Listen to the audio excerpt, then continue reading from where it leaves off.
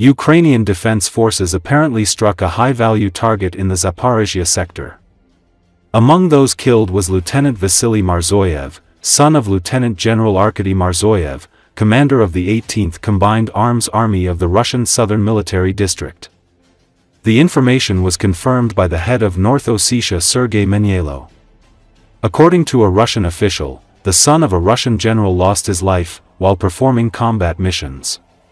He served as a reconnaissance platoon commander in the 108th Regiment of the Russian Occupation Army. Menyailo clarified that, along with Marzoyev Jr., his uncle was also part of Cargo 200. His position was not disclosed. However, it is known that he fought in the war in the Caucasus. Details are still unknown. The Ukrainian Defense Forces are not commenting on the situation. Russian President Vladimir Putin posthumously awarded him the title of Hero of Russia.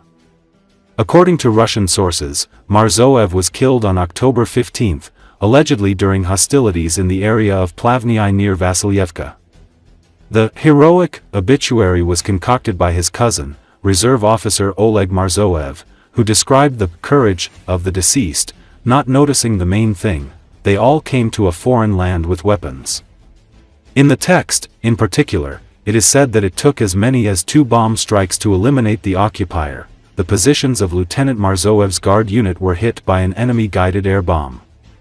Vasily, who himself received injuries and contusions, still managed to save 2 subordinates from the ruins of the building, dragged them to a safe distance from the place of fire damage, which saved their lives, after which he returned for the 3rd wounded subordinate, whose search was difficult.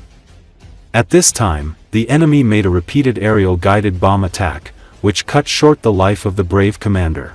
He was buried by the debris of the building.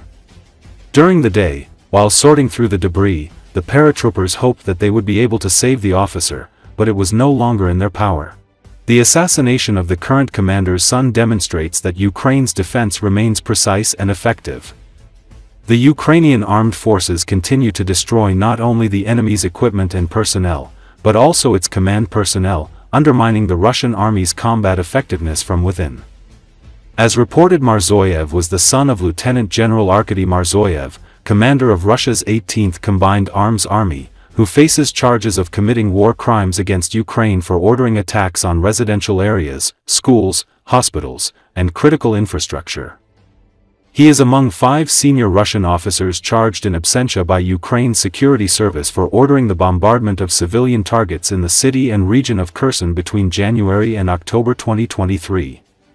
According to investigators, at least 113 civilians, including 3 children, were killed and more than 280 wounded in the attacks he masterminded.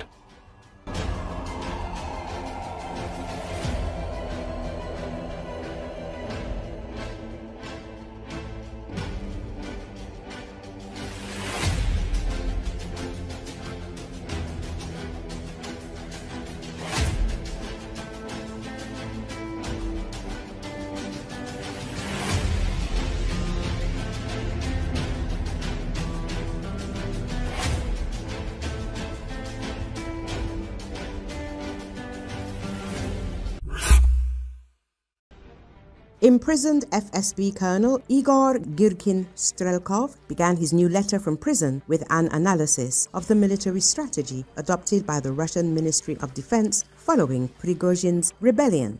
There he calls the war a meat grinder, the generals idiots, and the government a gang of old hedonists.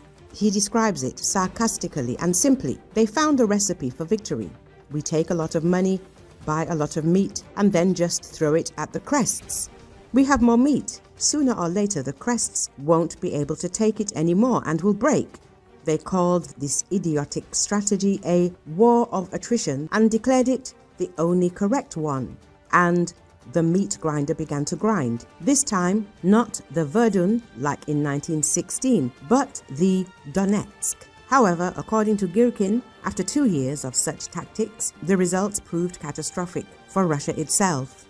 He lists the problems that become obvious. It turned out that A. the money was running out, B. the meat was running out, C. the enemy had found ways and tactics to combat the meat, trading completely inconsequentially small areas of terrain for inconsequentially large amounts of meat, storming them head-on. As a result, Girkin argues, Russia found itself further from victory than it was at the beginning of the invasion. As a result, over the past 2 years, we've stormed hundreds of foresters' huts, fought dozens of battles on the Isonzo River, destroyed the remnants of the regular army and most of those mobilized in 2022, as well as volunteers, and we're much further from victory over the enemy than we were. He emphasizes that during this time, Ukraine has not only not weakened, but has also become significantly stronger.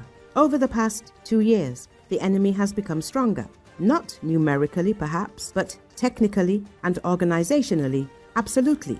2 years ago, the Ukrainians were physically incapable of attacking our economy and resources outside the frontline regions. Now, it's commonplace, every day, commonplace, all the way to the Urals. The enemy has become extremely embittered and feels the powerful military, technical and economic support of all of NATO.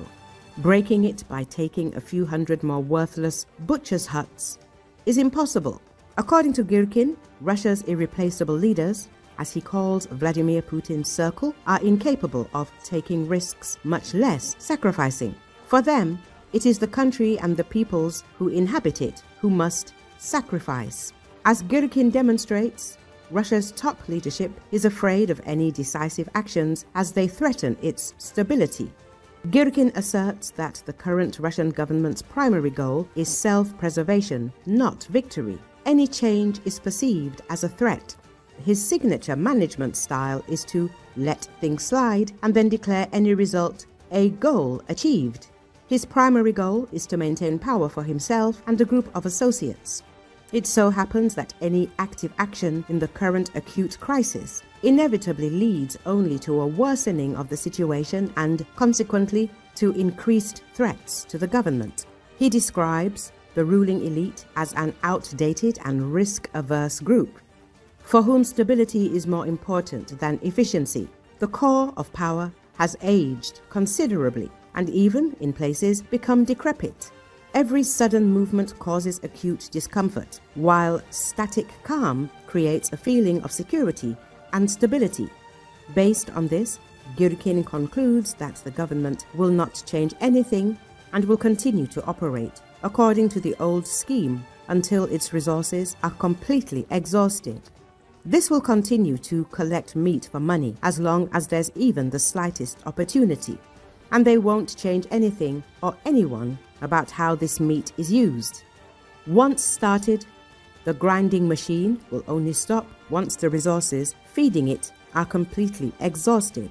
When resources run out, the government, in his opinion, will try to mobilize with a wild delay in order to continue the meat grinder. Girkin sees revolution from above as the only way to save the country, but he himself considers this scenario almost unlikely. All other exits would plunge the country into severe turmoil immediately and simultaneously with the loss of the war. However, the chance of such a turn of events, according to him, are rapidly diminishing, since the current elite is organically incapable of revolutionary change. The likelihood of a revolution from above is extremely low and continues to decline, simply because the over-70s club has traditionally been short on revolutionary ideas, and we're not just an old people's club, we're also a crowd of aging hedonists. Igor Girkin is a Russian intelligence officer who led the stormtroopers that seized the Ukrainian Donbas region in 2014. Due to disagreements with the Kremlin, he was removed from command of the separatists. He subsequently became a critic of Moscow's elites and the voice for the ultra-chauvinist wing of Russian society. Today, he expresses the views of those sections of society disillusioned with the results of the imperialist war in Ukraine. According to Western intelligence estimates, Russia lost approximately 200,000 to 250,000 killed and another million wounded, failing to achieve its initial goals.